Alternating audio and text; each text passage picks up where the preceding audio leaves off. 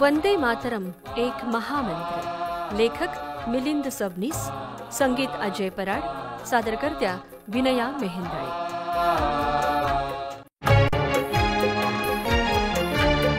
उसळणाऱ्या यौवनाचा सार वंदे मातरम, भारलेल्या काळजांचा मंत्र वंदे मातरम, मंत्र वंदे मातरम.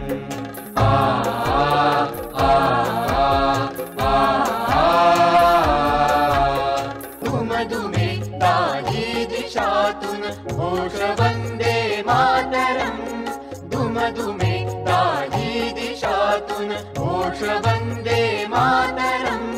शक्तिशाली भारताचा श्वास वंदे मातरम, मंत्र वंदे मातरम.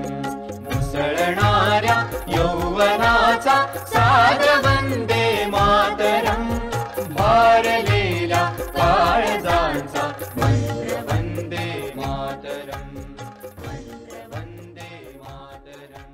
14 ऑगस्ट 1947 रात्रीचे 12 वाजले आणि संपूर्ण देशभर एकच जल्लोष सुरू झाला. हजारो देशभक्तांचा त्याग आज सार्थकी लागला. आमचा हिंदुस्तान स्वतंत्र झाला. भारत माता की जय, वंदे मातरम या घोषणांनी सारा आसमंत भरून गेला. 15 ऑगस्ट 1947 भारतीय स्वातंत्र्याची पहिली पहाट. सूर्य उगवतच होता, पण त्याचा थाट काही वेगळाच होता. स्वातंत्र्याचे पहिले किरण घेऊन तो येत होता. बंकिमचंद्रांच्या अलौकिक प्रतिभेतून लिहिलं गेलेलं हे गीत दिल्लीच्या राजधानीच्या आकाशवाणी केंद्रावरून संपूर्ण भारतभर प्रसारित होत होतं. पंडित ओमकारनाथ ठाकूर आपल्या शिष्यवरांसमवेत हातात तानपुरे घेऊन उभे राहून गात होते.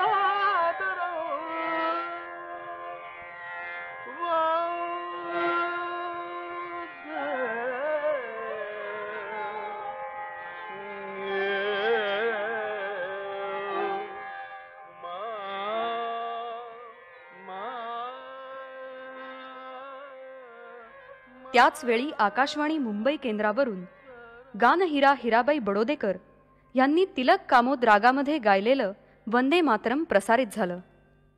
स्वातंत्र्याची पहिली पहाट सुरू झाली ती वंदे मातरमच्या स्वरांनी नव्हे, स्वातंत्र्याची पहाट उगवली तीच या 2 शब्दांनी.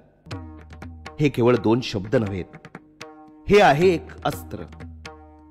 इंद्राच्या वज्राची, हनुमंताच्या गदेची, अर्जुनाच्या धनुष्याची ताकद त्यात एकवटली आहे. या शब्दात आहे शत्रूच्या अपरिमित जुलमांना अत्यंत सहनशीलतेनं तोंड देण्याची मानसिक शक्ती आणि वेळ प्रसंगी अगदी कोवळ्या तरुणांनाही बलाढ्य शत्रूविरुद्ध लढाई करण्याची प्रेरणा देण्याची ताकद. निशस्त्र सत्याग्रहींपासून सशस्त्र क्रांतिकारकांपर्यंत जनसामान्यातील असामान्यत्व जाग करून इंग्रजांविरुद्ध लढा देण्यास उद्युक्त करणारा महामंत्र म्हणजे वंदे मातरम. भारतीय संस्कृतीचा मूलस्रोत आहे वंदे मातरम. विश्वात्मक भाव असलेले 2 शब्द वंदे मातरम. आमच्या स्वातंत्र्य संग्रामाची रणगर्जना होती वंदे मातरम. वंदे मातरम म्हणजे भारत मातेबद्दलची सामूहिक निष्ठा. जगन्मातेच्या चरणावर सर्वस्व समर्पून आमच्या राष्ट्रीय आशा आकांक्षांचं मूर्त स्वरूप म्हणजेच वंदे मातरम. वंदे मातरम भारतीय इतिहासाचा साक्षी आहे. वंदे मातरम भारतीय वर्तमानाचं प्रतिबिंब आहे. वंदे मातरम मध्ये भारताचा उज्ज्वल भविष्य काळाचं दर्शनही आहे. भारतीय संस्कृतीतील मातृपूजनाची परंपरा व्यक्त करणारा अर्वाचीन काळातील हा मंत्र म्हणजेच वंदे मातरम. वंदे मातरम या गीताचा जन्म झाला तो बंकिमचंद्र चॅटर्जी या अलौकिक प्रतिभावंताच्या प्रतिभेतून. इसवी सन 1600 मध्ये व्यापारी म्हणून आलेल्या इंग्रजांनी ईस्ट इंडिया कंपनीची स्थापना केली. इसवी सन 1757 मध्ये बंगाल प्रांत आपल्या घशात घातला आणि पाहता पाहता सारा हिंदुस्तान पुढच्या 70-75 वर्षामध्ये आपल्या अंमलाखाली आणला. इंग्रजांच्या या जुलमी राजवटीत हिंदी शिपायांच्या संस्थानिकांच्या मनातील असंतोषाचा भडका उडाला आणि 1857चं स्वातंत्र्य युद्ध सुरू झालं.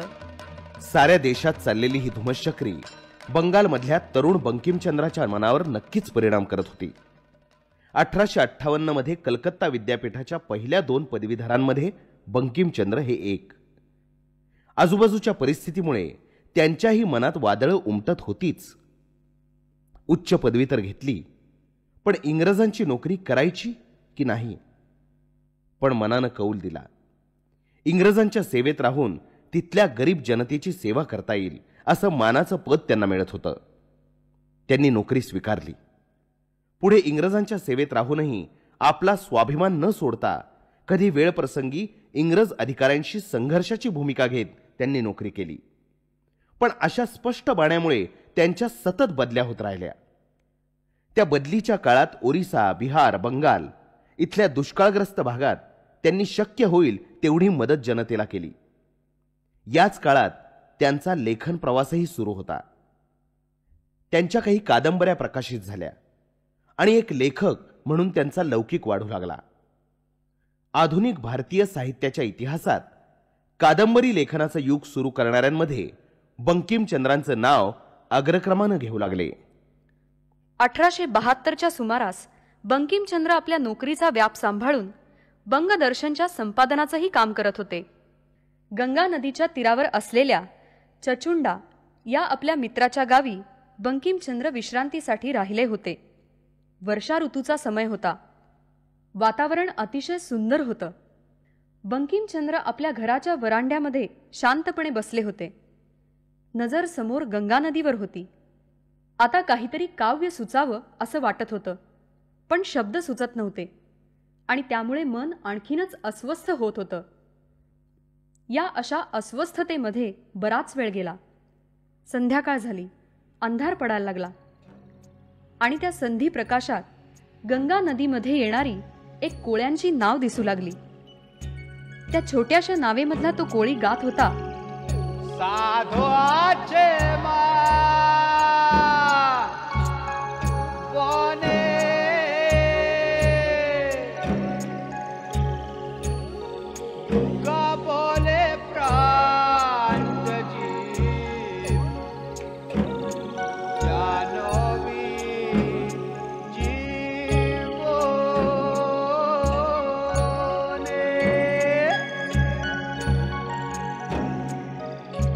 गंगेला दुर्गा स्वरूप मानून तिच्यासाठी प्राणही अर्पण करायची भावना त्या कोळी गीतातून व्यक्त होत होती.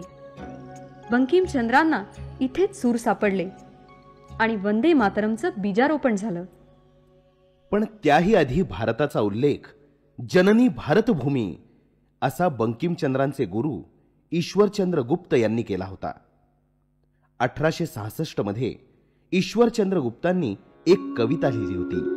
जननी भारत भूमि আর কেন থাকো তুমি ধর্মরূপ ভূষহীন হয় তোমার কুমার জন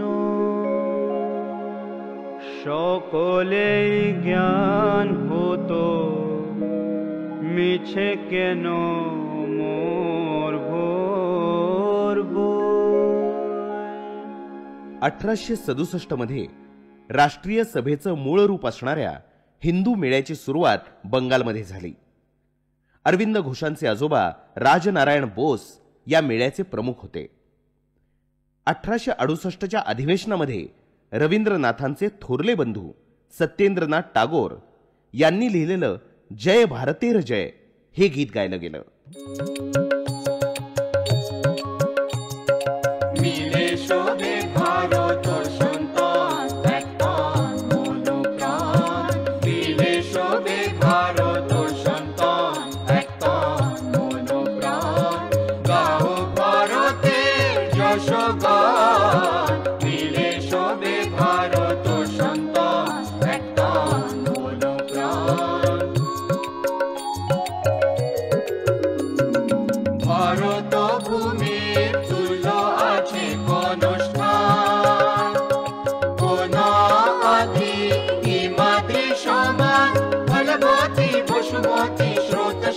पुण्यवती श्रोतोखानी रोते निधान ओ भारते जय गाओ भारते जय ओ भारते जय गाओ भारते जय की भय गाओ भारते जय मिले शोभे भारत संतान एकतान मनोप्राण.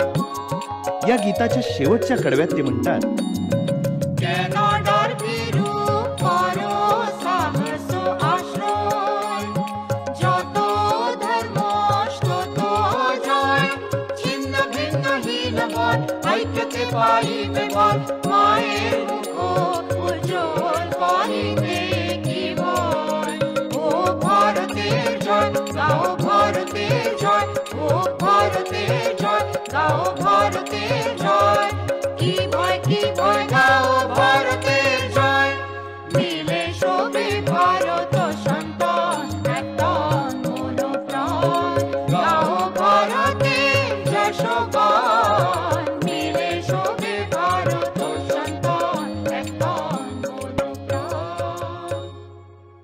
हे गीत ऐकून बंकिमचंद्रांनी आपल्या बंगदर्शन मासिकात लिहिलं, हे महागीत अखिल राष्ट्राचे गीत बनो.